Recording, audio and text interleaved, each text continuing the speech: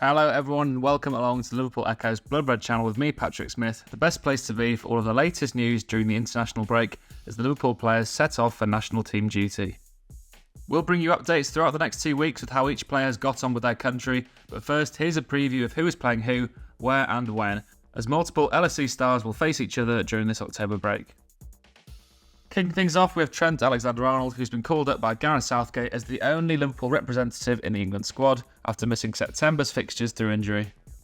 The Three Lions take on Australia in a friendly on Friday before hosting Italy in a Euro 2024 qualifier on Tuesday, with both matches being played at Wembley. Liverpool's number 66 has been listed as midfielder for England after being deployed in the role by Southgate back in June.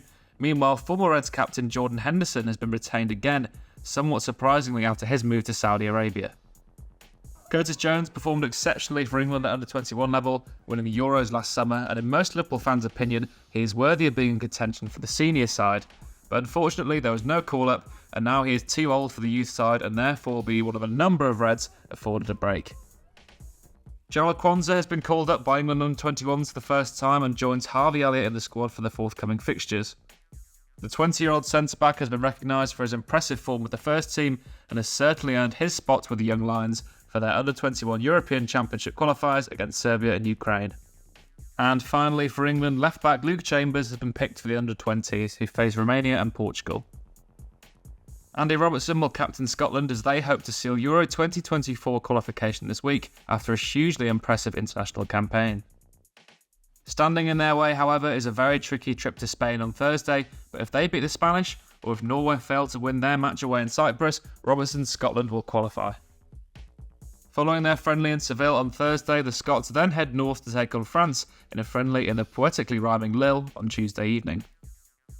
Of course, this could mean that Robertson could face fellow teammate Ibrahim Konate after he was recalled into the French national team after missing the September fixtures through injury. There are a few potential matches for LFC stars to face off during this October international break, with the majority of them taking place in Euro qualifying Group B. Before Ibrahim Konate and France face the Scots, they have arguably the match of the international break on Friday when the French take on the Netherlands in Amsterdam. Win and the French will qualify for the Euros, or they can also qualify if they draw with the Dutch and Greece lose away to the Republic of Ireland. Of course, standing in the way of the French is the Dutch, skippered by Reds captain Virgil van Dijk. I'm sure you're all thinking though, is Ryan Gravenberch in the squad after pulling out of under-21 duty in September following his deadline day move to Liverpool? The answer is no. Ronald Koeman is seemingly standing firm on the issue, with Gravenberch expected to rejoin the under-21s rather than the senior side. Koeman had a similar issue with Jeremy Frimpong, who has now been called into the main squad, so expect Gravenberch to rejoin the seniors in November. After hosting the French on Friday, the Netherlands then make the trip to Greece on Monday.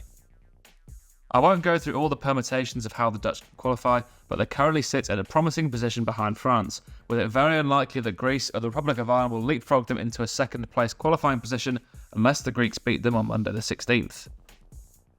Liverpool left-back Kostas Tsimikas will of course be representing his national team and will hope to cause exactly that upset I just mentioned, with Greece level on points with the Dutch before this round of fixtures, albeit with a tougher schedule and having played one more match.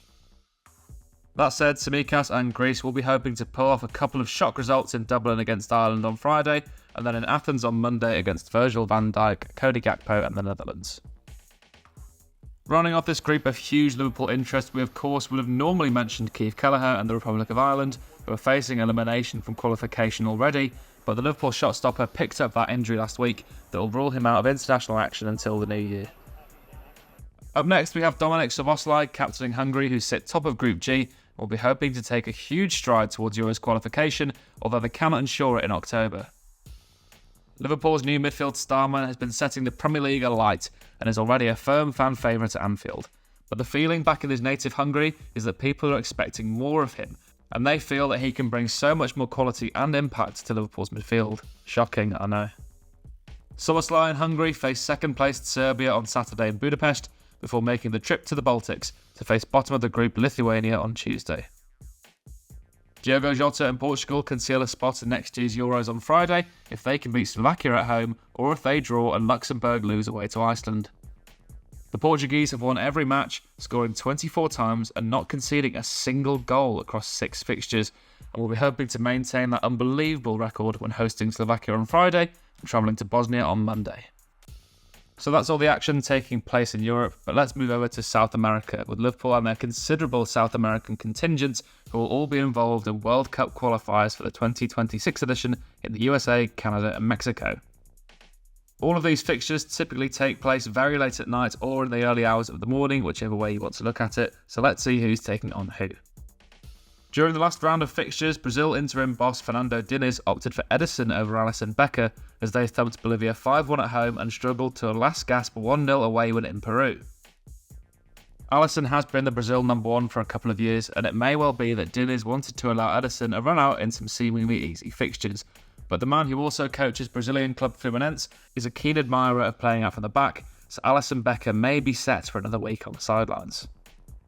Brazil face Venezuela at home, which will take place at 1:30am UK time on Friday, before taking on Darwin Núñez and Uruguay at 1am UK time on Wednesday. Uruguay have had a huge resurgence under new boss Marcelo Bielsa, and none more so than Darwin Núñez, who has inherited Luis Suarez's number 9 shirt. Ripping number 9 now for club and country, Núñez will lead the line for Uruguay as they take on Luis Diaz and Colombia this Thursday at 9:30 UK time, before that showdown with Brazil at the early hours of next Wednesday morning. Luis Diaz is without doubt the main man of the Colombia national team, and after failing to make the 2022 World Cup, their qualification hopes will largely rest on the shoulders of the Liverpool winger. After hosting Núñez and Uruguay on Thursday, Colombia then travel to Ecuador on Wednesday at 1:30am UK time. Now, it is very early doors in the South American World Cup qualifying, but with only 4 automatic spots up for grabs, these are hugely important fixtures, with a lot on the line, so expect Diaz and Núñez to be heavily involved for their sides. Alexis Mac Allister and reigning world champions Argentina are unlikely to face such qualifying struggles, and Liverpool's midfielder can expect to have some rotation, as he had in September. Argentina host Paraguay in the early hours of Friday morning before facing Peru away at 3am UK time on Wednesday the 18th. As is always the case with these South American fixtures, this practically rules Alexis Mac Allister out of featuring in the Merseyside derby on Saturday the 21st of October. After a sluggish performance in the first half against Wolves though, I don't think Jurgen Klopp would make the mistake of starting Alexis again following an away match in South America just days before, given how much Argentina's win in Bolivia back in September affected the former Brighton man. Rounding off this international preview then, we have a couple of friendlies involving Liverpool star man Mohamed Salah and Japan captain Wataru Endo.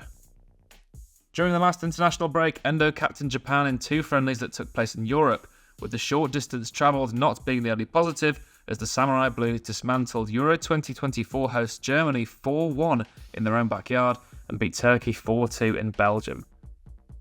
This time round though, there will be some big travelling, as Endo will return to his homeland for 2 friendlies, taking on Canada in Niigata and Tunisia in Kobe. Mo Salah and Egypt will also play in 2 friendlies. At first, the Pharaohs will host Zambia on Thursday, before facing fellow North African side and likely African Cup of Nations title rivals Algeria on Monday. That wraps up our international preview. Make sure to stick with us here on the Bloodbed channel throughout the international break though, as we'll keep you up to date with all of the results and details of how each Liverpool player got on.